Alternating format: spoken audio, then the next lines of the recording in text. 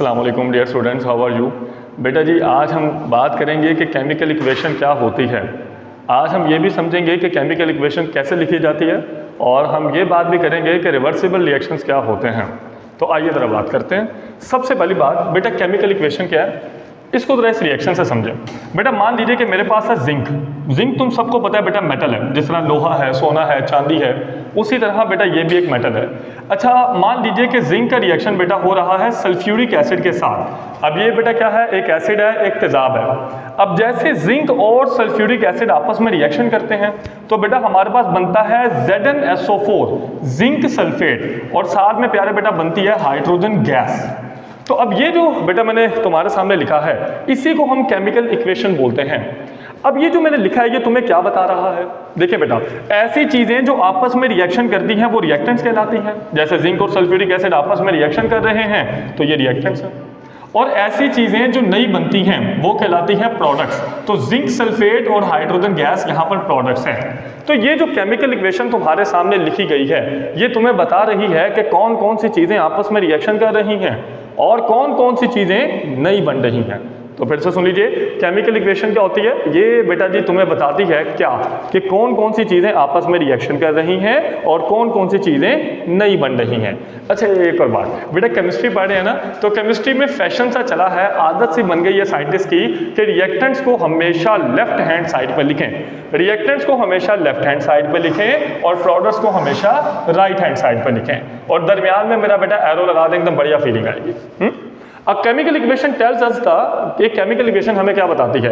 Elements और compounds which are reacting, कि कौन कौन से एलिमेंट्स और कंपाउंड्स रिएक्शन कर रहे हैं, and those which are being produced, और कौन कौन से एलिमेंट्स और कंपाउंड्स बन रहे हैं as a result of a chemical change, किसी केमिकल चेंज के नतीजे में। क्लियर है? अब आगे how to write a chemical equation, यानी ये जो केमिकल इक्वेशन मैंने तुम्हारे सामने लिखी है इसको बेटा जी लिखते कैसे हैं, तो आइए जरा बात करते हैं। अच्छा, सबसे पहली बात बेटा मान लीजिए कि मैं केमिकल इक्वेशन लिखना चाह रहा हूं जिंक की और सल्फ्यूरिक एसिड की। मैं ये लिखना चाह रहा हूं कि जिंक और सल्फ्यूरिक एसिड आपस में रिएक्शन करते हैं, तो मुझे कैसे लिखना पड़ेगा? सबसे पहला, इसको जरा बाद में लिखना, law of conservation of mass बाद में। सबसे पहले आपको करेक्ट फॉर्मूलाज पता होने चाहिए, हर चीज का सही सही फॉर्मूला। जैसे जिंक का फॉर्मूला होता है Zn जिंक, सल्फ्यूरिक एसिड का फॉर्मूला पता है H2SO4 ये होता है। तो सबसे पहला स्टेप, हमें हर चीज का करेक्ट फॉर्मूला पता होना चाहिए।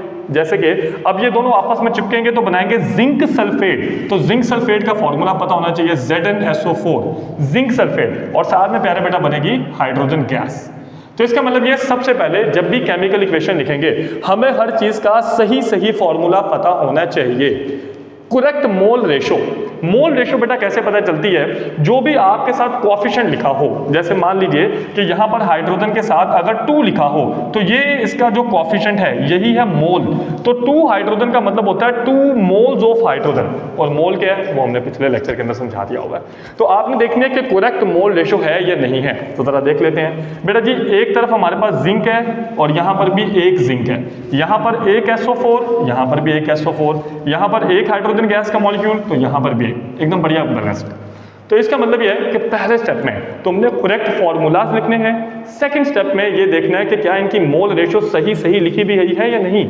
उसके बाद थर्ड स्टेप, डायरेक्शन लगानी है। और डायरेक्शन किस तरफ लगाते होते हैं? डायरेक्शन बेटा हमेशा लगाते हैं रिएक्टेंट्स से प्रोडक्ट्स की तरफ, तो डायरेक्शन लगा दो यानी कि एरो लगा दो।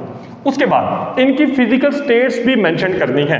फिजिकल स्टेट्स क्या है? देखिए बेटा, अगर तो मान लीजिए कोई चीज सॉलिड है तो उसके साथ छोटा सा S लिख दो, अगर कोई चीज लिक्विड है तो उसके साथ छोटा सा L लिख दो, और अगर बेटा कोई चीज गैस है तो उसके साथ छोटा सा G लिख दो, और अगर कोई चीज पानी के अंदर है तो उसके साथ छोटा सा AQ लिख दो। तो जिंक हमारे पास लोहे जैसा होता है सॉलिड, तो जिंक के साथ बेटा मैं लिख दूंगा छोटा सा S। अच्छा, सल्फ्यूरिक एसिड पानी के अंदर, तो इसके साथ मैं लिख दूंगा AQ। अच्छा, तो जिंक सल्फेट बनेगा, ये सॉलिड है, और हाइड्रोजन क्या होती है? गैस। क्लियर है? अच्छा, उसके बाद रूल नंबर 1 जो कि मैंने छोड़ दिया था वो है सबसे खास, law of conservation of mass, कि जब भी किसी केमिकल इक्वेशन को लिखा जाएगा तो उसमें law of conservation of mass एकदम बढ़िया काम करना चाहिए। जैसे मान लीजिए कि अगर बेटा मैं 1 ग्राम जिंक लूं और 1 ग्राम सल्फ्यूरिक एसिड लूं, तो टोटल बेटा मैंने 2 ग्राम चीजें ली हैं, तो अब इनको भी 2 ही ग्राम बनना चाहिए। अगर तुम मान लीजिए कि 1 ग्राम जिंक और 1 ग्राम सल्फ्यूरिक एसिड आपस में चिपक कर 2.5 ग्राम प्रोडक्ट्स बना रहे हैं या फिर 1.5 ग्राम प्रोडक्ट्स बना रहे हैं, तो इसका मतलब law of conservation of mass follow नहीं हुआ।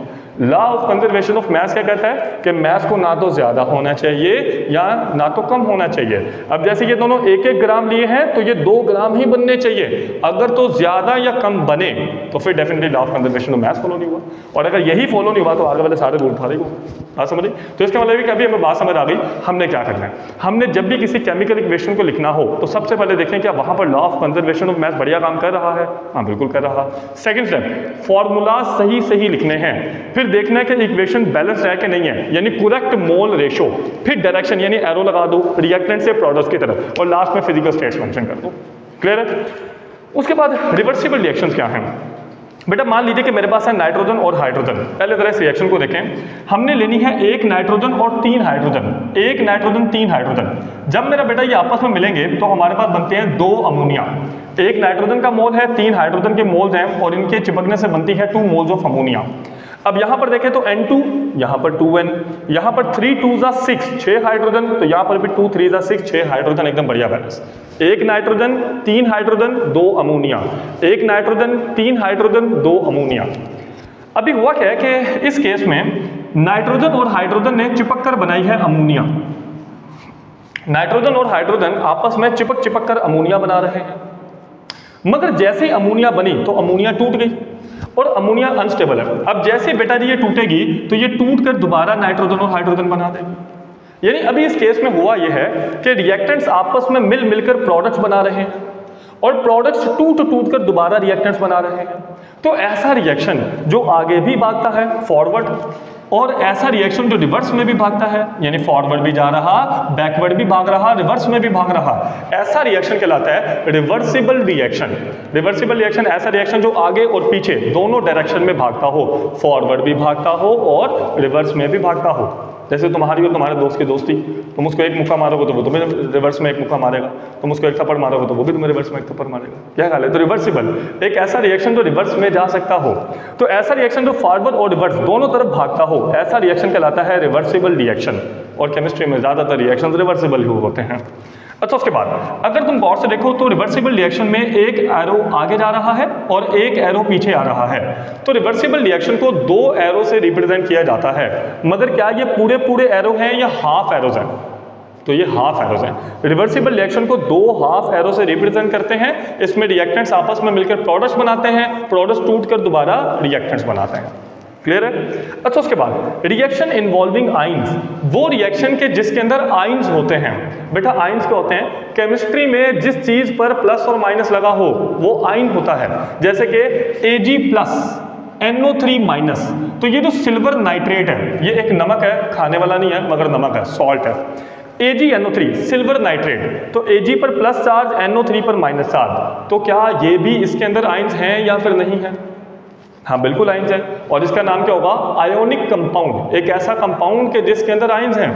अच्छा, इसी तरह NaCl, NaCl में Na पर पॉजिटिव चार्ज और Cl पर नेगेटिव चार्ज, अब इसके अंदर भी आइंस है। तो अब हमारा बुक वाला कह रहा है कि अब एक ऐसा रिएक्शन है जिसमें आइंस आपस में लड़ रहे हैं, AgNO3 और NaCl। अच्छा, मैं ना इन दोनों के साथ लिखूंगा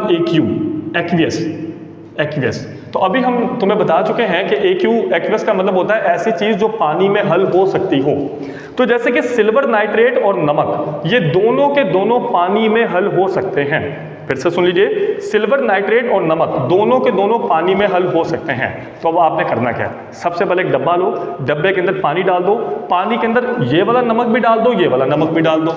अब जब ये दोनों नमक पानी के अंदर जाएंगे तो दोनों आपस में लड़ पड़ेंगे। फिर से सुन लीजिए, जब ये दोनों नमक आपस में जाएंगे तो दोनों नमक आपस में लड़ पड़ेंगे और 2 नए नमक बनेंगे। अब वो कैसे बेटा?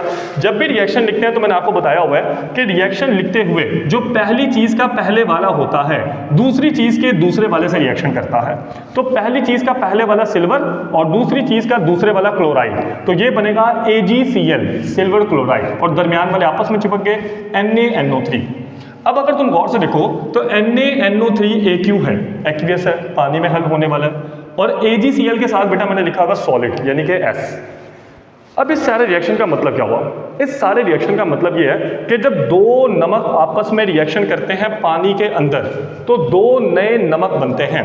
उनमें से एक नमक पानी में हल हो रहा है और दूसरा पानी में हल नहीं हो रहा। बात समझ रहे कि नहीं? How to prepare an insoluble salt, एक ऐसा नमक कैसे तैयार करोगे जो पानी में हल ही ना हो रहा हो। तो क्या करते हैं, डब्बा लेते हैं, डब्बे के अंदर पानी डालते हैं और दो नमक आपस में लड़वाते हैं। जब दो नमक आपस में लड़ेंगे तो दो नए नमक पैदा होंगे। इनमें से एक नमक पानी में हल हो रहा है और दूसरा पानी में हल नहीं हो रहा। बढ़िया समझ आया यहाँ तक? तो अभी हमने ये बात कर लिया कि केमिकल इक्वेशन क्या होती है। केमिकल इक्वेशन लिखते हुए किन किन रूल्स के बारे में होना चाहिए दिमाग में। फिर एक केमिकल जो इक्वेशन है, केमिकल रिएक्शन है, वो रिवर्सिबल भी हो सकता है या उसके अंदर आयंस वगैरह भी हो सकते हैं। और डेफिनेटली ये रिएक्शन तुम्हें इरिवर्सिबल नज़र आ रहा है क्योंकि इसमें एक एरो है ना, एक एरो का मतलब ये है कि रिएक्शन पीछे नहीं आएगा। उसके बाद है